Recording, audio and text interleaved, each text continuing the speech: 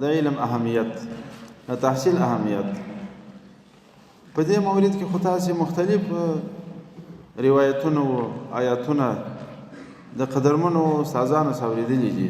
د الله جل جلاله کتاب، د سید رسول صلی الله علیه وسلم مبارک حدیث بیخي بې شماره په دې کې وارد شوي دي. زه یوازې هغه الفاظ یو څه وایم، بیا هغه مواردو ته راځم، څه خاص نکتې وایم، دوه درو نکتو کې راخلاصه کوم. الله رب العالمین فرمایلي: قل هل يستوي الذين يعلمون والذين لا يعلمون انما يتذكر اولو الالباب انما يخشى الله من عباده العلماء يرفع الله الذين آمنوا منكم والذين أوتوا العلم درجات شهد الله أنه لا إله إلا هو والملائكة وأولو العلم قائما بالقسط لا إله إلا هو العزيز الحكيم.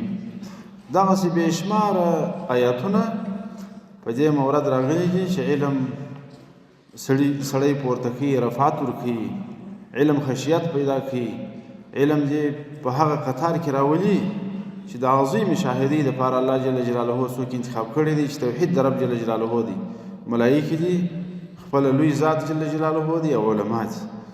نو د علم سلسله اهمیت یې بې شماره ډېر دی. خلاصه دا ده د دنیا بقا چې د قدرمنو ځوانانو د دنیا بقا دا تر علمه پورې تړلې ده. ځکه سید رسول صلی الله علیه وسلم فرمایلي دي، وایي قیامت تر هغه وخته نه راځي چې تر څو په مځکه کې الله الله ویل کېږي، چې په مځکه کې الله الله ویل کېږي قیامت نه راځي. که کله الله الله والا پیدا نه سو په مځکه کې، شرار الناس پاته سو، بد خلک پاته سو، پر هغو باندې به بیا قیام د قیامت راځي.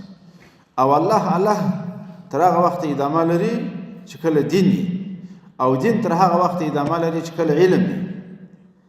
نو چې علما موجودي، علم موجودي، دنیا به موجودي. او که علما د مابین لاړه، بیا به دا دنیا باندې ختمیږي، بل حال به مابین ته راځي. نو د علم ډېر غټ شان دی، د علماو ډېر غټ شان دی. د دنیا بقا چې د هغه په علم پورې تړلی د قدرمنو ځوانانو.